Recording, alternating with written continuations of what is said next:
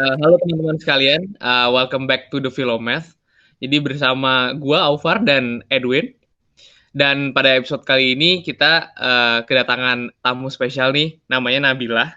Nabila ini adalah co-founder dari Sadari Sedari dan dia itu juga dia bekerja di World Resources Institute sebagai Urban Forestry Coordinator dan dia lulusan Teknik Lingkungan ITB. Jadi welcome Nabila. Hai semua. Hai Nabila. Halo, halo. Jadi gini Bill, so we are very interested in hearing about Sadari Sedari. Jadi untuk our listeners yang belum tahu Sadari Sedari itu apa, jadi Sadari Sedari itu basically an amazing non-profit di bidang fashion, di bidang pendidikan dan juga di bidang lingkungan. Jadi mungkin Nabila untuk memulai podcast ini mungkin bisa jelasin dulu apa sih Sadari Sedari dan seperti apa konsepnya gitu. Oke, serius dari itu sebenarnya namanya adalah sadari saat ini tentang apa sih, tentang pakaian yang kita pakai tiap hari di tubuh kita. Tanpa kita sadari sebenarnya yang kita pakai itu numpuk di lemari dan sebenarnya berdampak buat lingkungan. Itu yang pertama. Dan yang kedua sebenarnya tentang pendidikan di Indonesia ya Kak. Mungkin teman-teman udah tahu bahwa di Indonesia masalah pendidikan tuh nggak habis-habis ya. Jadi dari kedua hal tersebut dijadikanlah satu solusi di satu platform ini di mana masyarakat bisa menyumbangkan pakaian bekasnya sebagai bentuk amal dan kita ubah menjadi uang untuk didonasikan untuk pendidikan Indonesia. Jadi kita organisasi non-profit yang bergerak di bidang pendidikan dan lingkungan. Gitu. Hmm. Wah keren banget sih. Uh, ini menarik banget ya. Jadi ini kan menggabungkan berbagai macam masalah. Jadi masalah lingkungan, terus masalah pendidikan, terus digabungkan dengan fashion gitu. Itu awal mulanya seperti apa ya Nabila ya? Kenapa bisa kepikiran dan awalnya tuh operasinya seperti apa gitu? Awalnya waktu itu pas gue masih kuliah di Bandung, kan lemari kosan kecil ya, lemari kosan kecil, terus lagi beres-beres lemari, ternyata banyak banget baju yang masih bagus tapi udah gak gue pakai lagi. Simply because pas kuliah udah tahu aja stylenya kayak gimana, jadi certain clothes udah gak bakal dipakai lagi. Masih bagus, kadang-kadang masih ada yang berlabel, terus ya numpuk banyak banget, mungkin sekitar 40% dari lemari gue ya. Terus gue sadar bahwa kayaknya yang ngalamin hal ini tuh nggak cuma gue doang, apalagi influencer selalu dikasih baju sama di endorse gitu, pasti pakaian mereka banyak dan kita nggak tahu mana yang benar-benar dipakai, mana yang di lemarinya aja. Terus ngelihat tren behavior kita membeli pakaian udah mudah banget pakai marketplace ini, marketplace itu, cuma di kosan aja atau kuliah tiba-tiba baju udah sampai kosan, ya kan? Jadi sebenarnya baju tuh banyak banget di kita pasti. Nah, belum ada solusinya. Terus sebagai mahasiswa ya gue tanyalah ke dosen kan, Pak, Bu, ini sebenarnya udah ada solusinya belum sih di Indonesia? Ternyata dari sisi regulasi pun belum ada regulasi yang mengatur tentang pengolahan limbah tekstil, as in pakaiannya ya, bukan airnya, belum ada. Jadi selama ini baju itu dibuang aja bareng sama sampah organik, sampah rumah tangga itu. Terus dari sisi komunitas atau NGO yang bergerak di situ pun belum ada waktu itu. Dan gue sempat nanya juga ke salah satu lembaga pengelola sampah, mereka juga kalau nerima limbah tekstil, baju, itu mereka bakar di insinerator, which is juga bukan yang terbaik kan. Nah ternyata dari situ gue melihat sebuah peluang yang kayaknya kita bisa mulai dari bawah untuk membuat sebuah gerakan yang menjadi tren supaya orang sadar terhadap pakaiannya. Akhirnya jadilah serius dari. Nah untuk yang isu pendidikan sebenarnya lebih ke personal sih, instead of kegelisahan sama pakaian pribadi. Kalau pendidikan lebih ke gue suka kegiatan sosial, gue ngerasa pendidikan itu penting, terus gue suka sedih aja ngeliat orang-orang yang terputus pendidikannya ataupun tidak terdukung secara penuh. Akhirnya gimana kalau kita amalin aja hasil uang penjualannya gitu. Jadilah serius dari gitu. Wah keren banget ya. Ya, ini menarik banget sih, kayak mungkin aku lebih tertarik kayak deep dive lagi kayak bis modelnya dari Sadari Sedari. Mungkin kita posisiin aku sebagai salah satu donornya, contohnya. misalnya aku punya baju gitu, terus nanti aku apa aja bisa didonate ke sadari-sadari atau ada tipe-tipe baju yang sadari-sadari mau terima.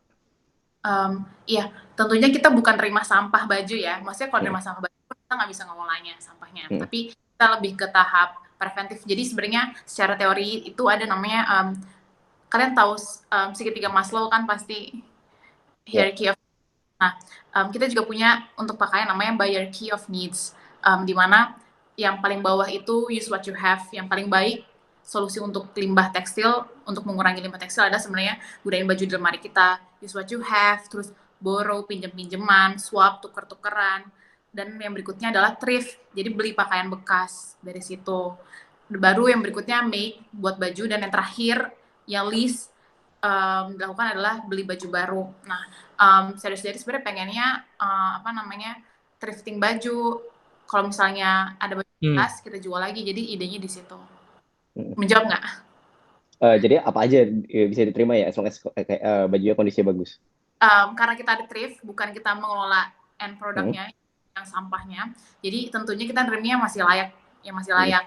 Yang adalah jangan lusuh, jangan robek, jangan ada defect, terus jangan kumel, jangan berbulu. Ya intinya tadi kan ada kegelisahan di mana bajunya masih bagus, masih ada labelnya, tapi dia diem aja di lemari, mendingan dikasih ke orang yang siapa tahu masih pengen model itu, gitu.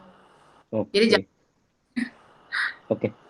Terus kalau kayak bajunya ini kan sudah dikumpulin nih mungkin setelah beberapa bulan kali ya. Terus nanti itu dijualnya itu gimana ya? Kayak apakah kamu full event atau ada apa namanya orang yang terima bajunya atau dijual di online atau gimana ya? Jualnya online dan offline. Pertama kita online, waktu itu jual-jual di Instagram kita sendiri. Tapi karena SDM kita terbatas, jadi kita belum bisa jual online lagi. Jadi kita sekarang jualnya di satu event, namanya kita punya acara namanya Pasaraya. Jadi kita jual baju garage sale, ada range harganya mulai dari 10.000 sampai ratusan ribu. Terus kita udah kurasi dan kita udah rapiin deh, semua dilabelin. Jadi orang bisa datang ke situ kayak belanja di toko aja, terus nanti hasil penjualannya disalurin buat pendidikan gitu. Oke. Menarik banget sih, jadi kayak solve langsung dua sisi ya, bisa solve kayak dari environment-nya juga, dari fashion-nya juga, dan untuk education-nya juga dapat semua jadinya tiga-tiganya. Iya, kayak gitu. Menarik adalah yang gue lihat. Iya, ya gimana? Sebenarnya menarik adalah kita bisa amal, tapi bukan pakai uang. Kita bisa amal, tapi currency-nya adalah baju. Jadi itu sebenarnya ide dari dari harapannya sih kita bisa amal pendidikan ya. Nanti kalau misalnya currency si bajunya ini udah banyak dan kita bisa mengalokasikan di penjualan dengan yang rapi, kita bisa amal ke berbagai platform dan berbagai isu. Gitu.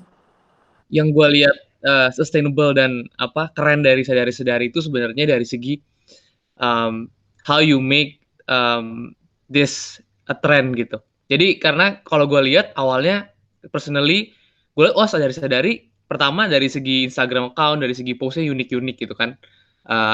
Dan lu membuat ini sebagai seakan-akan ini movement yang ngetrend gitu. Gue lihat di Instagram, banyak nih artis-artis yang melakukan ini juga. Terus gue lihat juga ya ini fashion kan, jadi pasti ada followersnya gitu dan orang banyak ikut-ikutan atau misalkan ini keren juga ya trennya. Dan yang kedua, lu menggunakan social media yang sangat efektif menurut gue. Dan boleh nggak ceritain dikit Bill, how do you use social media untuk membuat movement ini tuh kuat, dan selama ini impact-nya gimana sih yang lu udah lihat gitu menggunakan social media? Yang pertama, komen gue personally, social media gila banget sih. Jadi people want what they see. Kita harus create branding yang bagus, yang sesuai sama target market, itu pertama. Kalau kita udah punya branding yang bagus, visually, dan tentunya punya storytelling yang bagus, value juga yang bagus, orang pasti bakal ngeklik dan ngecek, ya nggak? Awalnya dari emang followernya baru dikit ya, puluhan gitu, ratusan mungkin dari teman-teman kampus aja, tapi setelah acara kita yang pertama, itu kelihatan bukti konkret bahwa selain kita punya branding dan visual yang bagus, kita juga punya program yang oke. udah punya program yang oke, terus kita approach artis atau influencer yang punya exposure lebih besar lagi. Jadi kita udah siapin diri untuk mencapai market yang lebih luas. Nah, karena kita udah siap dan masyarakat dan pesan yang disampaikan mudah, orang gampang terima, jadi orang masuk ke movement kita gitu. Jadi sebenarnya kayak gitu, emang tricky ya, tapi mungkin ada part luck-nya juga di mana pada saat itu lagi trendy, lagi ngomongin fashion dan lingkungan. Cuman kalau sekarang mungkin yang lebih trendy kan lebih ke mental health issues ya. Jadi kayak gitu sih, waktu itu lagi ada momennya, terus kita seize the moment, terus dijalanin aja, jadi deh. Iya. Boleh diceritain nggak tuh Bill, yang event pertama itu tuh seperti apa? Dan kan lu bilang setelah event pertama baru took off gitu. Itu event pertamanya ngapain? Dan ceritain dong itu gimana? Event pertama, jadi waktu itu kita pertama jualan online, terus hasil keuntungannya tuh baru dikit, baru sekitar 3 juta. Terus akhirnya di acara pertama kita ngadain acara syukuran buat adik-adik pendidikan, adik-adik asuh kita untuk pendidikannya. Di situ kita bagi-bagi, kita ngadain kegiatan workshop, pendidikan, bla bla bla. Terus dari situ kita publikasi, ternyata orang-orang lihat dan tertarik. Oh, menarik banget nih, baju anak kosan, bajunya juga numpuk, disumbangin ke saudara-saudari, kita putar, dan lo ternyata bisa ngasih bantu sekolah anak-anak ini loh. Dari situ akhirnya kita approach satu artis ini, terus dia tertarik sama movementnya karena menarik juga brandingnya, terus dia ajak teman-teman artis lainnya yang secara mudah langsung ikutan movement ini, dan selain itu kita juga approach beberapa artis, dan ya mereka ngelihat, terus mereka mau aja voluntarily bantuin acara ini gitu. Oke, ini menarik banget sih, soalnya di zaman sosial media ini, apalagi di Instagram ya, kayak benar-benar ada influencer yang benar-benar bisa ngebantu cause kita dengan mempublikasi ke follower mereka. Untuk kayak artis-artis yang kamu approach sendiri itu apakah ada certain type of artis atau gimana ya? Kayak atau general aja kayak kamu oke dengan untuk menjadi kayak ambasador kamu? Waktu itu kebetulan satu tim kita lumayan family friend lah sama artis ini. Terus dia kebetulan juga seorang ibu yang peduli lingkungan, conscious, yang kayak gitu loh. Jadi kebetulan entah kenapa sesuai sama value kita. Jadi orang-orang yang diajak pun, terus orang-orang yang kena exposure-nya pun jadi tertarik gitu. Tapi sebenarnya secara memang harus mengajak influencer atau ambasador yang sesuai sama value gerakannya ya.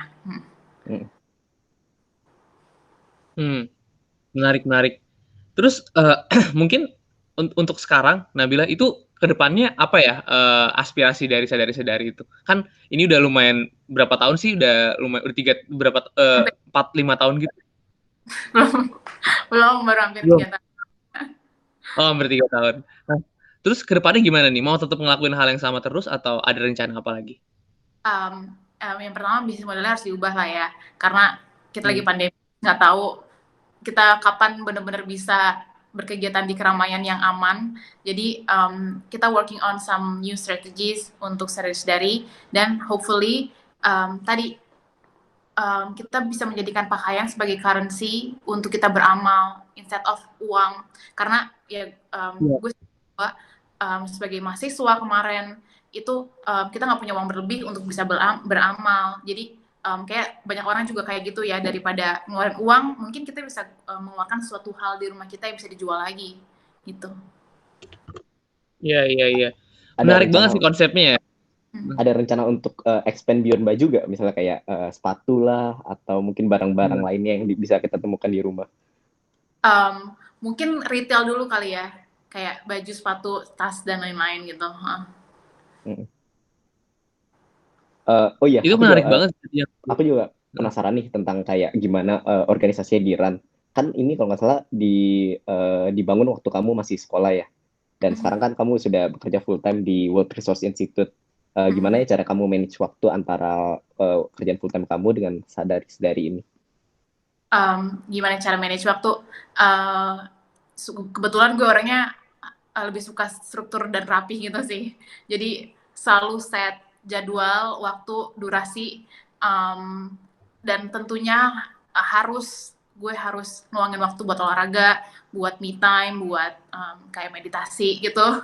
Dan sebenarnya itu ngaruh karena pas gue mulai sadar sendiri itu tingkat 3, terus pas tingkat 4 kan hektik ya, TA dan lain-lain, dan nilainya harus bagus, bla bla. Jadi ternyata selain sibuk juga perlu waktu buat diri sendiri untuk reflect back dan meditate aja, dan itu ternyata membuat balance semuanya dan akhirnya semuanya bisa kelar aja semuanya. Jadi Jadi gitu. kamu kerjaan ini on the weekend on your free time gitu ya? Iya, Atau balance semuanya? pasti weekend ada misalnya kuliah saya jam 5, pasti ngerjain ini sampai jam berapa malam gitu, istirahat, tapi gue selalu ngitung istirahat, jadi ya di schedulein aja semuanya. Mungkin kalian juga gitu nggak sih? Kalau untuk timnya, katakan nih. kalau untuk timnya sendiri itu masih banyak kayak orang yang sudah lulus atau masih di kuliah ya sekarang?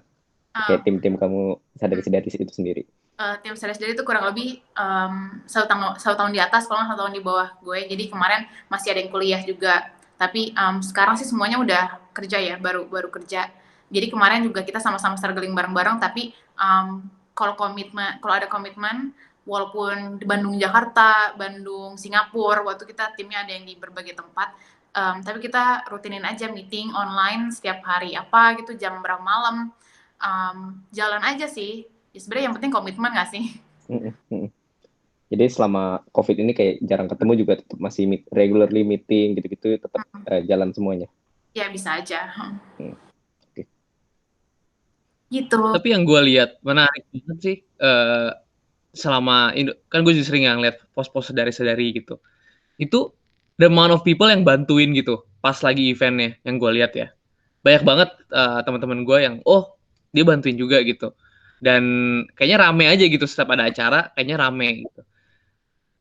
Gimana caranya lu bikin orang-orang tuh mau bantuin sedari-sedari sih? Soalnya kalau profit kan kadang-kadang ya nggak took off gitu karena orang mungkin nggak terlalu peduli sama idenya, atau ya simply inilah terlalu susah gitu. Tapi yang ini you make this very easy.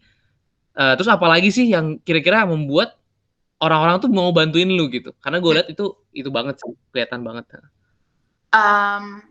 Kayaknya kayak sekarang aja perusahaan, kenapa banyak orang mau kerja di perusahaan ini, perusahaan itu, misalnya startup gitu. Karena dia nge-brandingin perusahaannya nggak sih? Dia nge-brandingin perusahaannya, kan dia treat karyawan seperti ini, dia memberikan value, dia memberikan keuntungan seperti ini ke karyawannya. Itu yang gue juga lakukan ke Sadari. Setiap orang bantuin Sadari, gue pengen mereka paham value-nya. Gue selalu bilang ke tim Sadari bahwa apapun yang lo lakuin sekarang, sesimpel misahin baju, itu sebenarnya amal jariah, maksudnya amal yang terus-menerus yang lo telah sumbangkan untuk pendidikan anak ini gitu loh. Jadi walaupun dia nggak ngasih uang ke Sadari, tapi dia memberikan tenaganya untuk amal itu. Jadi value-nya harus selalu diingetin, karena non-profit kan.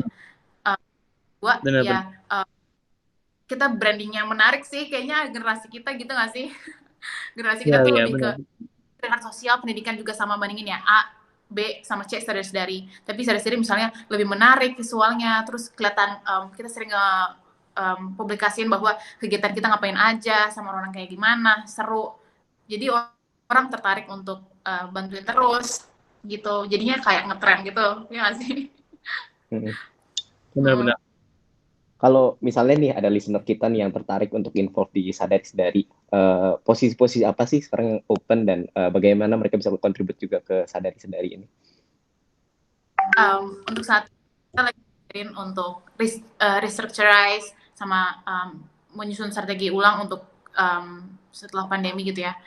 Tapi kita bakal open volunteer sih, agak banyak kayaknya nanti karena kita benar-benar nyusun ulang organisasinya. Waduh, keren-keren nih. Ditunggu nih, ide-ide barunya. Cuman kalau dari segi sumber dana kan udah jelas ya dari fashion gitu. Terus untuk alokasi dananya sendiri perlu ke pendidikan. Nah itu ada nggak sih kepikiran selain pendidikan? Dan sekarang kan kalau Sadari sendiri itu bantuin adik-adik asuh di LKSA Nurul Ihsan ya. Nah itu ada nggak sih Oh, dia mau mau ya? yang lain ya. Heeh. Ya, kita itu kemarin kita udah sempat bantu bangun sekolah di Sulawesi. Kita kerja sama namanya sekolah. Jadi dari kemarin udah bangun sekolah di sana. Terus di Jakarta juga kita ada namanya Teras Cerdas. Anak-anak di kampung ya. Kalau kemarin kan di Yayasan Yatim Piatu. Kalau ini anak-anak di kampung di Jakarta Timur. Terus pengennya sih ya emang uang sebagai currency. Nanti kita selain pendidikan bisa bantu ke hal yang lain. Sedikit-sedikit kita udah mulai bantu yang lain sih. Misalnya kemarin ada bencana banjir, terus bencana apa lagi ya kita sempat kasih, dan kita lagi coba untuk empower warga kampung di Jakarta supaya mereka bisa berpenghasilan juga. Sesekali kita donasiin baju di sana supaya mereka bisa jual lagi dan mendapat penghasilan. Jadi kita lagi coba supaya bisa lebih luas sih dampaknya gitu. Iya. Keren sih. Dari segi pendidikan emang udah lumayan lebih besar lah ya, nggak cuman yang Nurul Ihsan aja gitu. Bener-bener. Nah terus kalau dalam waktu dekat ada acara atau masih restructuring aja nih, Bill? Dalam waktu dekat Dalam ini. waktu dekat. Belum ada preview nih untuk kayak Sedari 2.0-nya tuh bagaimana? Belum. Nanti kita tunggu. Oke. Keren. Nah terus mungkin kalau misalkan dari lu sendiri, apakah ini kan lu kerja di World Resources Institute nih, apakah lu bakal bikin akan your career aspiration apakah akan di non-profit atau lu tetap masih mau berkarir tapi juga tetap mengembangkan sedari ini gitu? Gimana? Apakah lu mau full time gitu? Kalau misalkan nanti sadari udah gede banget, apakah lu mau full time di sini atau tetap mau kerja dan bikin ini sebagai sampingan aja gitu? In long term, sebenarnya gue pengen serius jadi yang utama sih. Karena gue ngeliat potensinya banyak ya jadi non-profit. Untuk aspek bisnisnya pun sebenarnya aspeknya besar, tapi untuk sekarang belum cukup sumber dayanya dan gue pribadi belum siap. Nanti siapin pertanian dulu untuk step out dari korporat. Jadi one day Iya. kamu ada aspirasi untuk full time di Sadari ya, waktu ini sudah running lah ya, udah established gitu. Iya, kan sih. Benar-benar.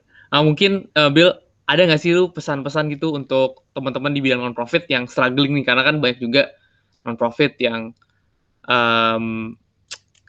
udah jalan cuman nggak took off atau misalkan susah mendapatkan funding atau apapun itu. Jadi dari pengalaman lu, dari mulai funding sampai benar-benar eksekusi, kira-kira apa sih yang kunci-kunci gitu di non-profit untuk teman-teman kita yang bikin non-profit? Salah satu tadi yang lu udah bilang adalah mungkin start with the why. Jadi why-nya harus kuat banget sampai orang-orang tuh mau actively contribute, karena kan non-profit harus punya meaning yang kuat gitu. Ada lagi nggak sih kira-kira dari mulai funding, dari mulai eksekusi, apa sih tips-tips dari lu yang kira-kira udah apply gitu di sadari-sadari?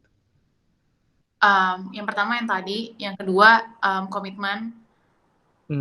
Kalau komitmen mau apapun juga pasti bisa. Terus yang ketiga adalah be creative and innovative. Gue selalu suka kreatif dan inovatif karena kayaknya semua hal tuh bisa ditweak jadi lebih laku dan lebih bagus kalau kita kreatif kan. Nggak cuma hal seni ya, tapi apa aja kayak in terms of business, in terms of ngerjain tugas, misalnya soal matematika gurunya nggak taunya caranya gini, cuma kalau kita kreatif kita bisa aja lebih cepat kan. Jadi kreatif itu sebenarnya kunci juga sih untuk menyelesaikan masalah banyak hal. Jadi iya menarik. Sama satu lagi sih pertanyaan dari personal gue sih. Karena kan kalau non profit kan ya tadi lu bilang gitu kan, dari why, dari meaning gitu. Tapi at the same time non profit juga banyak kan.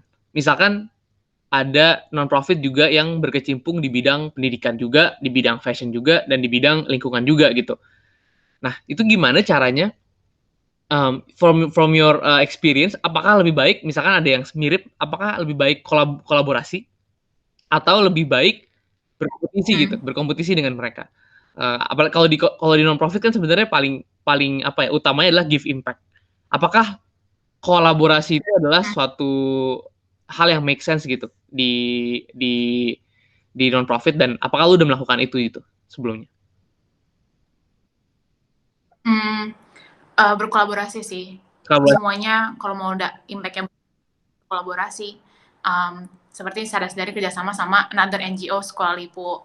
Kita kerjasama sama si Teras Cerdas yang ngebawahin anak-anak di kampung yang butuh bantuan pendidikan. Jadi kalau misalnya nggak kolaborasi, kayaknya impact-nya bakal kecil sih. Oh, salah satu lagi yang ngebuat Sadar-sadari bisa growth-nya cepat banget kemarin-kemarin, karena semua hal dikolaborasiin. Mulai dari bikin instalasi, bikin poster, marketing, terus SDM, terus sampai ke penyaluran, semuanya dikolaborasiin. Dengan semangat kolaborasi, semuanya jadi apa ya, lebih mudah, exposure lebih besar, terus ya menyenangkan aja jadinya, semangatnya tuh ada gitu. Ini kolaborasi dengan NGO atau non-profit lain atau sama kayak teman-teman kamu yang ada di kuliah waktu itu ya maksudnya? Sama NGO lain, kayak si Cerdas itu adalah NGO yang ngurusin anak-anak di kampung di Jakarta Timur untuk ngurusin pendidikannya. Kita kerjasama untuk mereka penyaluran pendidikan dan ngurusin program pendidikannya. Terus sama si, Nurul Ihsan kan juga yayasan. Dia yang ngurusin anak-anak yatim piatu, lembaga sosial di Bandung. Jadi apa ya, kalau kita ngelakuin semua sendiri kayaknya akan susah ya, apalagi dengan segala keterbatasan kita yang masih muda, kemarin gue masih mahasiswa. Kalau kita bisa kolaborasi, dibantuin ngerjain sesuatu, kan lebih enak. Gimana sih caranya kamu tentuin kayak, oh ini nih kamu mau kerjasama dengan satu organisasi, tapi lebih pilih atau lebih pilih yang lain? Mungkin apa sih yang kamu lihat dari organisasi tersebut? Yang pertama pasti value-nya sama atau enggak. Terus operation dia gimana, maksudnya sesuai nggak sama arah gerak Sadari. Terus kita background check juga gimana trennya selama ini, apakah udah well established. Kalau kita kasih amanah ke yayasan tersebut, apakah dia bisa menjalankan, gitu sih. Kalau misalnya oke, ya kita cek interview atau kita ke sana untuk ngecek. Kalau oke, kita lanjutin. Gimana? Lo ada yang kurang nggak kalau misalnya mau ngecek kolaborasi? Mungkin ya menurut aku juga yang paling penting value sih. Soalnya kalau misalnya value memang beda kan tujuannya nanti udah beda. Untuk cara kerja sendiri mungkin kita bisa adjust, tapi kalau value udah beda kayak udah susah sih untuk kerja sama. Jadi ya paling penting sih emang value. Iya. Itu. Keren banget sih ini. Apa namanya, Bill. Jadi kalau yang gue tangkap dari pembicaraan kita mungkin untuk non profit itu berarti ada 3 ya. Yang pertama, why-nya harus kuat. Jadi value-nya dan tujuannya itu harus kuat dan harus diutarakan terus gitu. Karena kan pada akhirnya non profit adalah ya nggak ada profit, dan orang yang bantu itu harus mengerti tentang tujuan dan memberikan meaning gitu untuk aktivitas-aktivitasnya. Terus yang kedua, be kreatif lah ya. Jadi untuk berbagai permasalahan solusinya bisa macam-macam, dan di mana non profit itu harus kreatif dalam memberikan solusi-solusinya. Dan yang terakhir tadi, yang ketiga adalah kolaborasi ya. Jadi kolaborasi penting banget dan salah satu key success factor juga untuk non profit. Jadi wah keren banget sih, banyak lesson learn-nya juga nih ngobrol sama lu Bill. Mungkin sebelum kita tutup ada pesan-pesan terakhir atau misalkan lu mau nyampein apa gitu buat listener gitu. Mungkin untuk teman-teman yang sekarang lagi pandemi, mungkin bosan kerja terus dan nggak berkembang, pesan gue adalah kalau misalnya mau sesuatu, mulai aja dulu. Paling mudah start with 5W1H, udah paling gampang. Tapi jangan lupa why-nya harus super jelas, bisa pakai design thinking, bisa pakai tools-tools lain, tapi ya mulai aja dulu. Karena apa ya, menurut gue di umur yang masih muda kita sekarang, sayang kalau kita terjebak di circle itu aja. Kayaknya perlu dicobain banyak hal deh. Iya, mulai aja dulu ya. Mungkin nanti kita nggak tahu ini bisa bawa kemana. Siapa tahu ini bisa menjadi kayak sadari ke depannya. Keren banget. Iya, nggak cuman buat non-profit juga, tapi untuk startup gitu ya, teman-teman yang bikin Ya, startup, ya mulai aja dulu gitu ya. Bener, bener, bener. Oke, Bill, thank you banget nih udah ngobrol bareng kita di Philomath. ya. Um, thank you guys. Thank Kalau ada you. yang tertarik mungkin bisa follow Sadari-Sedari langsung di Instagram ya. Ya boleh, kalau misalnya mau ngobrol juga boleh, DM gue aja. Iya, kalau misalnya mau bantu boleh ngobrol ya. Kalau misalnya ada orang yang mau bantu atau orang yang pengen join gitu ya, bisa bisa langsung kontak lu langsung ya. Mm. Thank Oke. you. Oke. Thank you guys. Thank you Thank Bill. you.